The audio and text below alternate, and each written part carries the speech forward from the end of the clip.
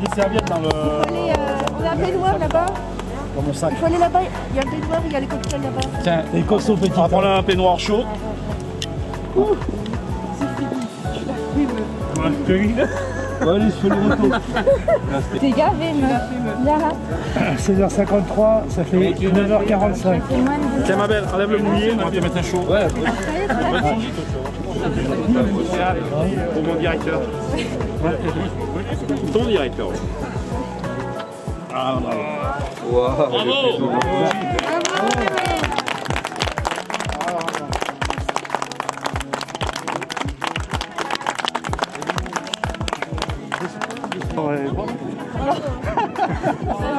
Tiens, t'as la photo avec le bouquet de fleurs. Océane, est-ce que tu dédicaces à quelqu'un cette traversée? Ouais, ma tante. Ma tante Sylvie, ouais. On va récupérer les... J'ai cru complètement depuis le début à cet espoir. Voilà, c'est réussi en 10 heures, montre en main. C'est pas été facile. Hein. Beaucoup d'émotions, je sens de votre part. Oui, parce que j'ai vécu il y a quelques années ce genre de record et franchement, j'avais autant d'adrénaline qu'elle. C'était c'est une grande sportive, très belle sportive. Il y a des passages difficiles. Par moments, dans la traversée, des courants contraires, enfin bon, elle a résisté à tout, sans jamais se plaindre, avec une eau à 13 degrés, franchement c'est formidable. Belle sportive. Exceptionnel. Ouais. Magnifique, quoi. Oui. Vraiment exceptionnel. Belle traversée. Alors, est-ce qu'Océane est facile à vivre? Facile, on la supporte. On l'a supporté, ouais. Ouais. Si. Un petit mot sur la préparation, sur comment ça s'est passé. Très belle préparation. Ouais, bien entraînée. C'est bien préparé, ouais. Et surtout, elle était bien entourée. Physiquement et mentalement, c'était au top. Bravo à elle. Ouais. Et qu'elle continue dans ses projets. Elle a été courageuse et félicitations à elle. Nous, on était au chaud par rapport à Océane. Océane a fait une très belle traversée, elle s'était bien préparée. Et je pense que nous, on a vécu ça vraiment au cœur même de sa nage. Donc c'était une très belle sensation, très belle expérience. Ouais. Bonjour. Vous avez chapeauté la sécurité de la traversée d'Océane Frappa? Pas vraiment chapeauté, mais on a été un petite plus-value sur le parcours pour faire une assistance supplémentaire et aussi garantir un petit peu la sécurité par les sapeurs-pompiers du secteur.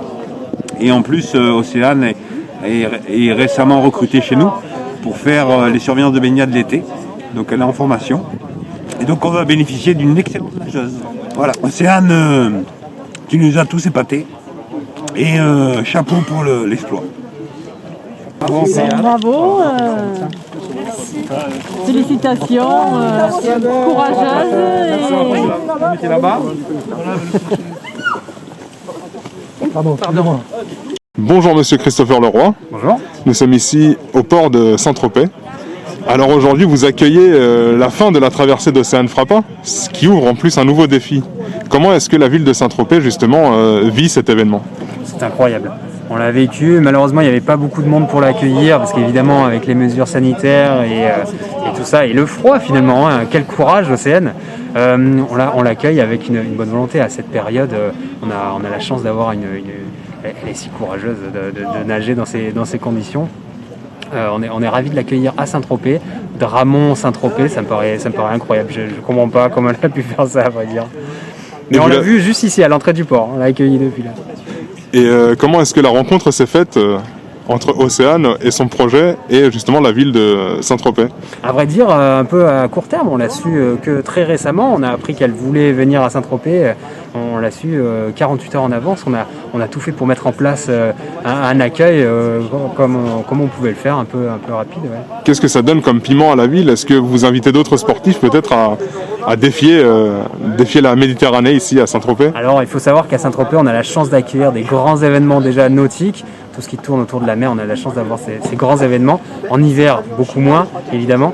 Mais évidemment, s'il y a des challenges, on veut bien les prendre. Hein, que ce soit avec le vent, avec la mer, en terre, on a beaucoup de choses à offrir sur le territoire tropézien. Et un petit mot pour Océane? Bon courage pour la suite, Océane. La Manche, ça va être une autre paire de manches. La star? Ouais. Alors, la secrétaire? Ça s'est passé comment tout ça? Ah bah écoute, moi j'ai dormi, je suis venue. Je suis montée sur le bateau, j'ai rien fait moi. Et t'as volé les fleurs. Ouais voilà, elles sont bonnes en plus. Je suis trop fière de toi aussi. Je sais pas si ça va aussi. Depuis combien de temps tu la connais? Depuis la primaire. D'accord. Et donc, Elle a toujours été folle. d'où la dinguerie. Voilà, c'est ça. Première réaction, comment as-tu abordé la mer? Comment... J'aurais pensé que ça a été compliqué sur le passage de Saint-Égulphe à Sainte-Maxime, mais j'ai tenu déjà grâce à eux parce qu'ils étaient tous là, donc forcément c'est encourageant. J'aurais fait tout seul, ça aurait été beaucoup moins évident. Beaucoup moins évident, c'est vrai. Après sur la fin, c'est vrai que ça commençait à être compliqué. Je commençais à avoir des douleurs dans les épaules, au bout de 35 km, un petit peu normal. Mais ouais, grâce à eux, j'ai tenu. Grâce aussi à ma tante, je me suis dit, ouais, faut pas que tu lâches. Elle a pas eu la chance de faire tout ça, donc lâche pas. Et alors, tu as mis combien de temps en tout? Là, c'est 9h45. D'accord, donc on est à moins de 10 heures. Tu avais prévu à peu près 10 heures, 11 heures? Je visais 10 heures au mieux. Et oui. Et il y a eu une accélération à la fin, alors il y a eu... En fait, là, dans le golfe, c'était vraiment calme, donc ouais, j'ai pu un peu plus accélérer. D'accord. Après, étant donné que je suis tête en l'air, j'ai oublié de mettre ma montre à charger hier, donc au 21e kilomètre, elle s'est coupée. Du coup, j'avais plus mon allure, je savais plus trop, mais je l'ai fait à l'instant, ça a marché. Maintenant, focus traverser de la Manche en fin juillet. Ouais. Je pense qu'il y aura une étape intermédiaire où je ferai peut-être un peu plus de kilomètres. Je vais voir, on va en reparler. Bon, je ne ferai pas le Dramont Saint-Tropez, ça a été fait, mais pourquoi pas une autre traversée avant la Manche. Et à Saint-Égulphe, là, justement, c'était quoi la grosse difficulté? C'était le courant? Ouais, il y avait un contre-courant. J'ai fait longuement du surplace. D'accord.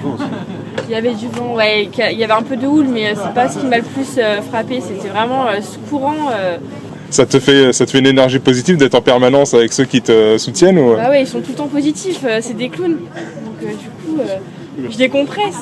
Et à ta droite, derrière toi, il y a Laurent aussi qui te soutient depuis le début, qui représente Watergliss. Il a fait un record de ski nautique, il a fait 30 heures de ski nautique d'affilée en plein hiver, donc je pense qu'on se comprend sur ce genre de défi. On est tous les deux passionnés par les sports aquatiques, donc ça nous a rapprochés. Super. Merci l'équipe, merci la team Frappadingue. Merci à toi. Merci à vous.